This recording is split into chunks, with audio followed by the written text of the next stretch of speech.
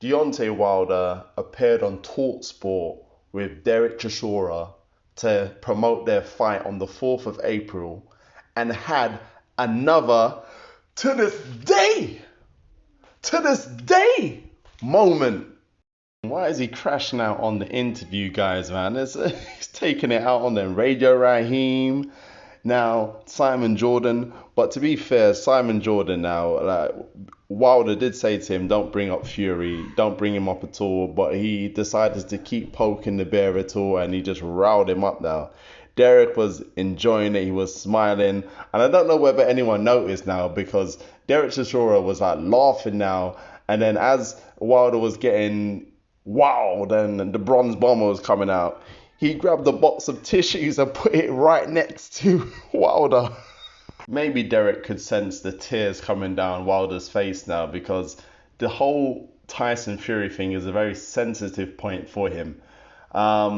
I don't know what to say. He came on another interview with Derek with Mr. Versace, and he was saying that he's going to be coming out with a documentary about how Fury cheated, and he's got proof and evidence that in the first two fights, he's saying in the first fight, the referee should have counted a 10 count. He gave Fury 15 seconds to get up, and then in the second fight, Fury had an egg weight in his glove that dented the side of his head, and all these excuses now, and it's just a bit crazy now. Now the thing is, in my mind, is that if you have evidence that the boxing board, the boxing authorities were corrupt, the referee was corrupt in the first fight, Fury cheated, had an egg weight in his glove.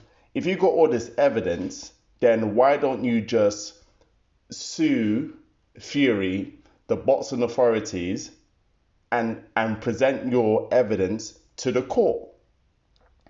Why is he saying to Simon Jordan, oh yeah, tell Fury, tell him to sue me for defamation of character, and I will bring out all the evidence?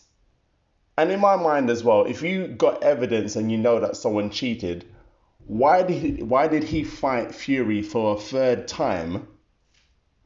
Why wouldn't he take him to court if he's got all this evidence? It just doesn't make any sense.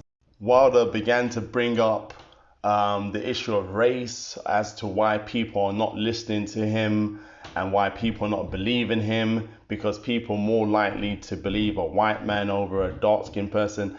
And yes, we cannot deny the persecution of black people, darker skinned people in society. We know the history of it now. But in this case with Deontay Wilder, when we look at him saying that his suit was too heavy, and when he went into that second fight now, he didn't have strength in his legs. Then he went on to say that, Mark Breland spiked his water, and that's the reason why he didn't have the strength in the fight. And then he said that accused the referee of the second fight to being drunk while he was officiating. And he's pointing all these fingers now, but then he's never pointing the finger to himself.